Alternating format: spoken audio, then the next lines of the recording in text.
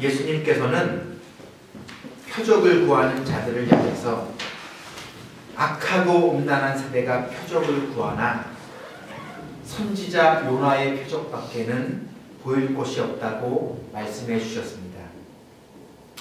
한마디로 예수님의 말씀은 악하고 음란한 세대들이요, 너희가 이상한 현상을 구하고 신비주의에 집착하고 사행심으로 마치 복권이 당첨되기를 바라는 욕망 가운데 표적이 이루어지기를 구하지 말고 십자가 앞에 나와서 구원을 받으라는 것입니다. 십자가만이 인간의 영혼을 구원하고 삶을 아름답게 만드는 최고의 기적이기 때문입니다. 성경은 돈을 사랑함이 일만하게 뿌리라고 했습니다. 돈을 얻기 위해서라면 수단과 방법을 가리지 않는 시대가 되었습니다. 최근에 일어난 일만 보아도 자식이 부모를 죽이고 동생이 형을 죽였습니다. 보험금을 타기 위해서 아내가 남편과 자녀들을 죽이는 일도 있었습니다. 돈이 최고가 되었습니다. 돈이 우상이 된 것입니다. 돈을 숭배하는 세대, 악한 세대입니다. 그리고 그 다음에 나오는 것이 바로 음란한 세대입니다. 오늘날 이 세대가 얼마나 음란한 세대인지는 너무나도 잘 알고 계실 것입니다. 끔찍합니다. 생각하기도 싫은 일들이 벌어집니다. 원수마귀의 악랄한 수법에 이 세대가 무너졌습니다. 사실 성이라고 하는 것은 아름다운 것입니다. 하나님께서 인간에게 주신 축복 중에 가장 아름다운 선물이 바로 성입니다. 부부가 연합하여 한 몸을 이루므로 사랑이 온전해지고 완전해집니다. 그리고 그 결과로 너무나도 소중한 생명을 선물로 받습니다. 하나님께서는 생육하고 번성하며 땅에 충만하라고 하는 명령을 주셨습니다. 예수 그리스도 이외에 그 어떤 인간도 남녀간의 성적인 결합 이외에 다른 방법으로 태어난 이는 없습니다. 시험관 아기조차도 정자와 난자와의 만남을 의학계에서 과학적으로 사용한 것입니다. 그러므로 모든 인류는 성관계의 결과물로서 주어지게 된 것입니다. 우리는 어린 생명들이 태어났을 때 너무나도 신기해하면서 하나님의 선물이라고 이야기합니다. 왜냐하면 성이라고 하는 것은 아름다운 것이고 하나님께서 축복으로 내려주신 기쁨이기 때문입니다. 그런데 사탄은 이처럼 아름다운 하나님의 선물을 더럽고 추한 것으로 전락하게 만들었습니다. 사탄은 하나님께서 허락하신 방법 이외에 다른 수단들을 이용해서 인간의 욕망을 자극했습니다. 마치 강물이 뚝을 따라서 흘러내릴 때에는 농사에도 이용하고 식수에도 사용하므로 유익을 주는 생명수가 되지만 홍수가 나서 범람을 하게 되면, 그래서 넘쳐나게 될 때 삶을 파괴하는 엄청난 피해를 주는 것처럼 말입니다. 요즘에는 10대 아이들이 집단으로 여중생들을 성폭행한 후에 포주가 되어서 성매매를 알선하고 그것을 동영상으로 찍어서 폭력을 행사하고 협박하여 돈을 갈취합니다. 남학생들만 그런 것이 아니고요, 여학생 중에서도 일진인 아이들이 같은 반 친구를 구타하고 협박해서 성명의 여성으로 이용해 먹습니다. 욕망에 눈이 먼 어른들은 원조 교제를 이용해서 자신의 딸 아이 또래의 아이들을 범합니다. 조두순이라는 석자의 이름을 기억하시는지요? 이 성 중독자는 8살 나이에 어린아이였던 초등학생 나영이를 겁탈해서 이 나영이가 평생토록 인조학문을 달고 살게 하는 치명적인 범죄를 저질렀습니다. 나영이의 이 엄마 아빠는 오랜 기간 동안 정신과 치료를 받아야 했습니다. 그 시간은 눈물 겹도록 너무나도 고통스러운 과정이었습니다. 강남의 미용실에 가면 오후 3, 4시쯤이면 기이한 광경이 펼쳐진다고 합니다. 예쁘장한 미소년의 젊은 남성들 수백 명이 머리를 하고 피부 마사지를 받으며 메이크업을 받는다고 합니다. 모두 호스트바의 오빠들입니다. 남자 적대부들입니다. 이제는 억압받던 여성들이 남성의 성을 놀이개로 삼는 세대가 되었습니다. 이 모두는 성관계를 위한 수단과 방법들이었습니다. 아름답고 숭고하고 찬란하도록 빛이 나는지요? 아니요. 생각만 해도 치를 떨게 만들고 수치스럽고 더럽고 추하고 창피하고 생각하기도 싫은 악몽 같고 두렵고 무섭고 공포스럽고 지옥 같은 경험들로 성이 몰락하게 되었습니다. 원수 마귀의 계략입니다. 얼마 전 방황하는 칼날, 마미라고 하는 2편의 영화를 보았습니다.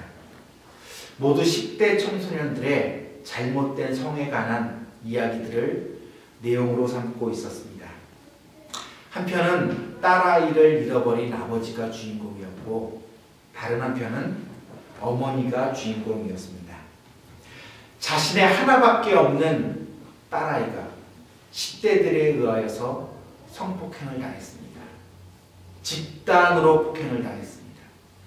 그 충격으로 정신병자가 되었습니다.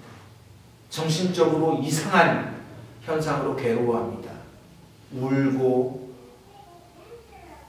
아무도 없는 음습한 곳에 쪼그리고 앉고 눈물을 흘리고 말을 해도 이해를 못하고 끝나는 두 아이 모두 자살로 죽음을 맞이합니다. 그런데 가해자들은 미성년자라 하여서 집행유예로 그냥 풀려납니다. 하나밖에 없는 소중한 딸이 죽었는데 그 가해자들이 모두 그냥 풀려난 것입니다. 반성도 하지 않고 또 다른 범죄를 저지릅니다. 그리고 그 영상을 찍어서 희희낙낙거립니다. 그리고 인터넷 사이트에 올려서 악용해 먹습니다. 그것을 본 엄마 아빠의 가슴이 찢어집니다. 분노가 치솟아오릅니다. 가해자들을 한 명 한 명씩 쫓아가면서 그들에게 살인이라고 하는 잘못된 방법으로 분노를 표출합니다. 이것이 이 영화의 줄거리입니다. 참으로 악하고 음란한 세대입니다. 다른 사람들을 불행하게 만들면서 욕망을 채웁니다. 누군가에게 지울 수 없는 상처를 남기면서도 쾌락을 추구합니다. 결국 남도 죽이고 나도 죽게 되는 일인데 이것을 모르고 불나방처럼 불 속에 뛰어드는 꼴입니다. 예수님께서는 음행한 연고 없이 아내를 버리면 이는 그로 간음을 하게 만드는 것이며 또 누구든지 버려진 여자에게 장가드는 자도 간음을 하는 것이라고 말씀해 주셨습니다. 한마디로 음행한 연고가 없으면 아내를 버리지 말라고 하는 것입니다.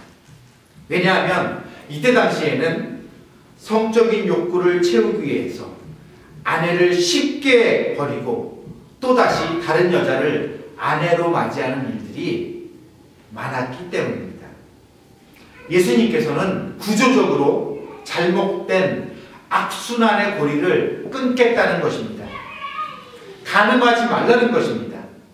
아내를 버린 놈도 간음하는 것이고, 버려진 아내는 그 아내가 다시 다른 남자를 맞이한다면 그 역시도 간음하는 것이고, 버려진 여자를 취하는 놈도 간음하는 총체적인 문제를 근본적으로 바로 세우겠다는 것입니다. 율법은 행위로서 간음을 행하면 돌로 쳐서 죽였습니다. 그러나 예수님께서는 더 높은 기준, 더 엄격한 조건을 내세웁니다. 행위가 아니라도 음욕을 품고 여자를 보는 것 그 자체만으로도 이미 간음을 했다는 것입니다. 아름다운 여성을 보는 것은 즐거움입니다. 하나님께서 창조하신 여성의 미를 감상하는 것은 예술적인 안목을 가졌다는 것입니다. 근육질의 남성미 또한 마찬가지입니다. 이 세상에서 가장 아름다운 것이 조물주께서 만드신 인간의 몸을 그대로 바라보는 것이라고 합니다. 누드는 예술입니다.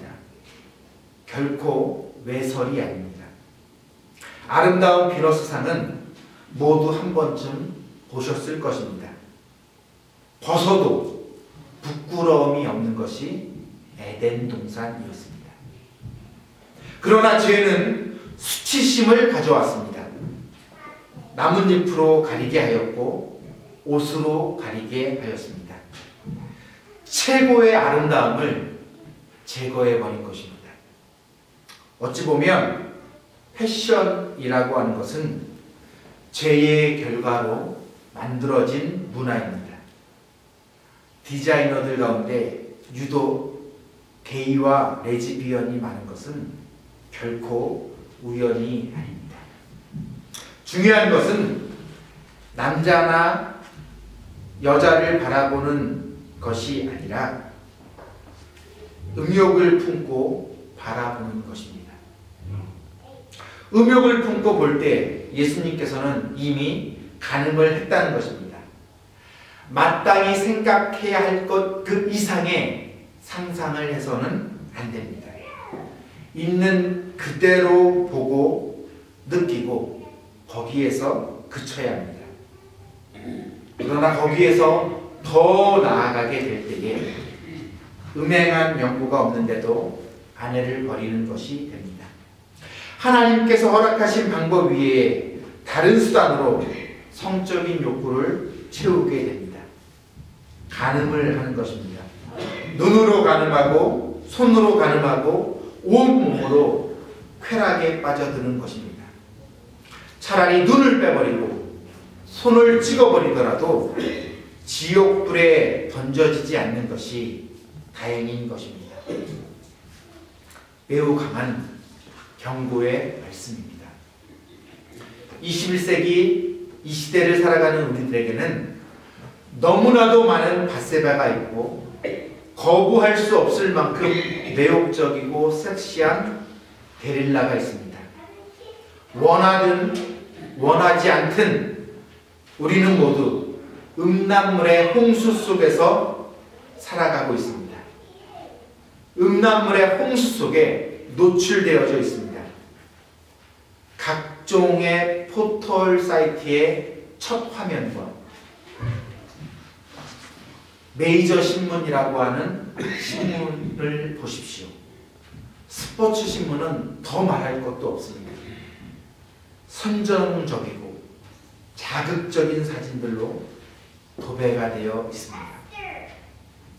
헐벗은 영혼들이 얼마나 많은지 눈길을 어디에다 두어야 할지 모를 지경입니다. 사탄은 언제나 먹음직도 해 보이고 보암직도 해 보이고 지혜롭게 할 만큼 탐스럽게 보이는 것들로 유혹하고 시험해 옵니다. 이것이 우리가 언제나 항상 늘 주님을 바라보고 의지하고 동행해야 하는 이유입니다. 하나님의 마음에 합했던 다윗도 무너졌고 지혜로운 왕이었던 솔로몬도 변질되었고 최고의 장사였던 삼손도 눈깔이 뽑혔습니다. 뉴욕 일원에선 동북부 최고의 교회로 꼽혔던 엘 목사님도 넘어졌고 차세대 대표주자로서 청년사역에 신화를 썼던 제이 목사님도 수렁에서 빠져나오지 못했습니다. 성이라고 하는 것은 인간의 기본 욕구입니다.